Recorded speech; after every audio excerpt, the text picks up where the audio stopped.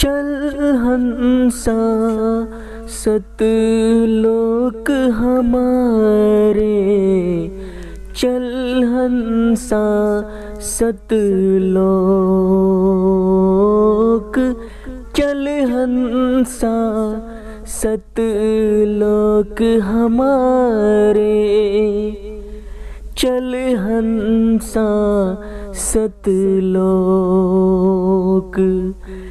छोड़ो ये संसार हो, चल हंसा सतलोक हमारे, चल हंसा सतलोक हमारे, चल हंसा सतलोक। अब किसी की मृत्यु का समय आ गया या किसी को कोई हानि होनी है, टांग कटनी है, प्रारब्ध में लिखे तो कटेगी वह।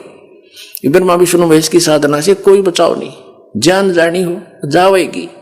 तो कबीर परमात्मा की शरण माने से वो टांग कटनी होगी, इस प्रारब्ध लिखा होगा तो नहीं कटेगी। एक गुठा टूट कर आपका जीवन बच जाएगा। संत शरण में आणते आई टले बला, और जय मस्तिष्क में सूली होगा काटे बैठ ले।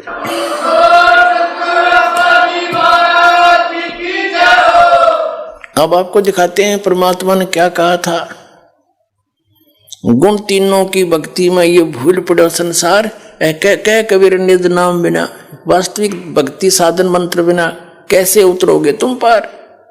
तीन देव की जो करते भक्ति, उनकी कदे ना हो मुक्ति। ये देखिएगा श्रीमद् भगवत गीता, गीता प्रेस गोरखपुर से प्रकाशित है। जयदयाल गोविंद का इसके अनुवादक है। ये देखिएगा 7वां अध्याय 7वां अध्याय। इसमें प्रथम मंत्र हम पढ़ते, इसमें क्या बताया है 7वें अध्याय का गीता जी में कि हे पार्थ, अनन्य प्रेम से मुझ में आसक्तित तथा अनन्य भाव से मेरे प्राण होकर योग में लगा हुआ, योग माने साधना में, जिस प्रकार से संपूर्ण समग्रम यानी संपूर्ण तय, संपूर्ण रूप से, इसका अर्थ है समग्रम माने संपूर्ण, पूर्ण रूप से मुझको संशय रहित जानेगा, उसको सुन, वो ज्ञान बताता हूं। अध्याय नंबर 7 के श्लोक नंबर 2 में क्या बताया है कि मैं तेरे लिए इस विज्ञान सहित तत्व ज्ञान को पूर्णतः कहूंगा, जिसको जानकर संसार में फिर कुछ भी जानने योग्य शेष नहीं रह जाता। अब क्या कह रहा है कि ऐसा ज्ञान बता दूंगा, इसको सुनने के बाद फिर कुछ भी जानना शेष नहीं रहेगा। अब हम इसके 12वें श्लोक पर आते हैं। अध्याय नंबर 7 का और श्लोक नंबर ये 12। यहां से इसमें लिखा है, और भी जो सतगुण से उत्पन्न होने वाले भाव हैं, जो रजोगुण से तथा तमोगुण से उत्पन्न होने वाले भाव हैं, उन सबको मुझसे ही होने वाले हैं ऐसा जान, परंतु वास्तव में उनमें मैं और वे मुझ में नहीं है। अब पहले इस गीता अध्याय नंबर 7 के श्लोक नंबर 12 को क्लियर करते हैं। इसमें बताया कि सतगुण से, रजगुण से, तमगुण से जो कुछ भी हो रहा है उसका निमित्त तो मैं हूं, काल कहता है, लेकिन वे मुझ में और मैं उनमें नहीं हूं, क्योंकि ये काल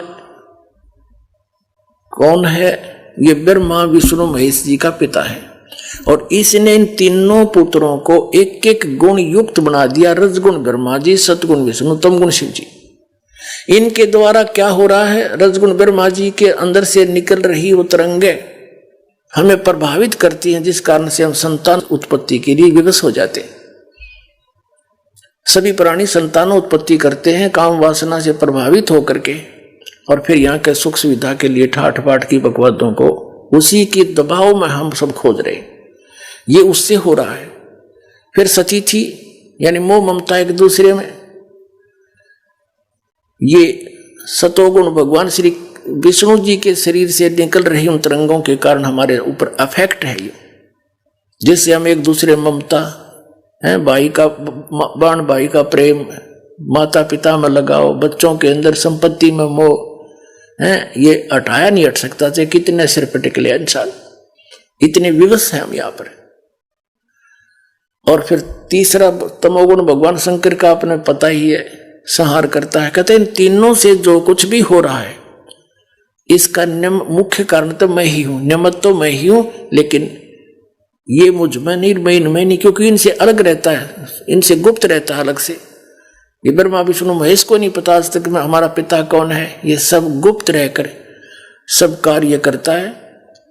इसने प्रतिज्ञा कर रखी है कि मैं कभी अपने वास्तविक रूप में किसी के समक्ष नहीं आऊंगा। गीता अध्याय नंबर 7 के और श्लोक नंबर 24-25 में स्पष्ट करता है गीता ज्ञानदाता कि मैं अपनी योग माया से छुपा रहता हूं, मैं कभी किसी के समक्ष नहीं आता। ये मेरा अटल घटिया अनुत्तम नियम है।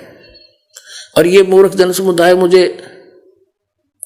अव्यक्तम व्यक्तिम आपनम मनन्ते अबुधा, ये मूर्ख ये सामने खड़े ये मुझे कृष्ण मान रहे होंगे, शरीर माया हुआ, आई एम नॉट कृष्ण, क्योंकि कृष्ण के अंदर तो बोल रहे था वो काल।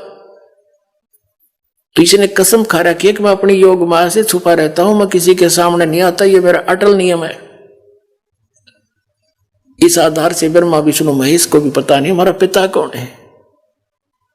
इन्होंने समाधि लाला थक गए, इन्होंने लास्ट में विधान बना दिया कि निराकार है भगवान, उसका प्रकाश देखा जाता है। प्रकाश भगवान बिना प्रकाश किसका देखते हो फिर? तो इन जिन साधनाओं को ये करते रहे उससे भगवान प्राप्ति हो ही नहीं सकती। गीता अध्याय नंबर 11 के श्लोक नंबर 47 और 48 में कहा कि अर्जुन ये मेरा वास्तविक रूप है, ये जो दिखा रखा है मैंने काल रूप, मैं काल हूं। और इस मेरी प्राप्ति ना वेदों वर्णित विधि से, ना किसी जप से, ना तप से, ना किसी क्रिया से, अर्थात वेदों और गीता में वर्णित विधि से परमात्मा प्राप्ति नहीं हो सकती। अन्य और कुछ सुविधा मिल जाती है, ब्रह्मलोक में चले जाते हैं, सिद्धियां आ जाती हैं। इस कारण से इन्होंने वेदों अनुसार जो साधना की उसे भगवान तो मिला नहीं, अपने अनुभव की पुस्तकें बना दी, उपनिषद वगैरह और पुराण। अब परमात्मा ने आकर फिर इस यथार्थ ज्ञान को बताया। तो अब क्या बताना चाहते हैं कि इन तीनों गुणों से जो कुछ हो रहा है ये काल कह रहा है। रजगुण ब्रह्मा से, सतगुण विष्णु से, तमगुण शिव जी, उसका सब का निमित्त मैं हूं। क्योंकि इसको 1 लाख मानव शरीरधारी प्राणियों का नित आहार करना पड़ता है। इसको श्राप लगा हुआ, इसने गलती की थी, जिस कारण से ये अपने तीनों पुत्रों से आप जी को अपना एक आहार फसल के रूप में रखे हुए है। जैसे कसाई बकरे पालता है, उन बकरों को सब सुविधा नजर आती है उस कसाई की तरफ से उपलब्ध। वहां चारा भी होता है, उनके लिए जल भी होता है, शेड भी डाल रखा होता है, झोंपड़ी गर्मी सर्दी से बचाने के लिए, चारों तरफ बाड़ भी लगा रखी होती है हिंसक पशुओं से बचाने के लिए। तो बकरे ये समझ बैठते हैं कि ये बड़ा दयालु भगवान है, हमारा मालिक है। लेकिन उन भोलों को ये नहीं पता सामने निकाल ले जाता 10-5, किसी का बेटा मरो चाहे बेटी, बाप मरो चाहे माँ, वो नहीं देखता। तो उसमें कहा जाती है इसकी दयालुता। तो यहाँ की सुविधाएं देखकर, यहाँ पर काजू किस्मत सेब संतरे सुंदर आहार देखकर, कणक देखकर, गेहूं बाजरा ज्वार और ये सब गर्मी सर्दी की मौसम झरने देखकर हम ये सोचे हैं भगवान बड़ा दयालु, हमारे लिए कितनी व्यवस्था कर रखी है। अब जब दयालुता कहा जाती है पूरा परिवार का परिवार एक्सीडेंट में मारे जाते हैं। तो कबीर परमात्मा ने बताया कि तुम जिसको भगवान मानकर पूज रहे हो, जिसके लोक में रह रहे हो, ये काल है, कसाई है। ये काल कसाई हसत है सर्वलोक को खाए, और अंकुश निर्गुण राम नाम का सतगुर दर पकड़ा जा। परमात्मा के चरणों में आने के बाद इसका प्रभाव निष्क्रिय हो जाता है। यहाँ दास के माध्यम से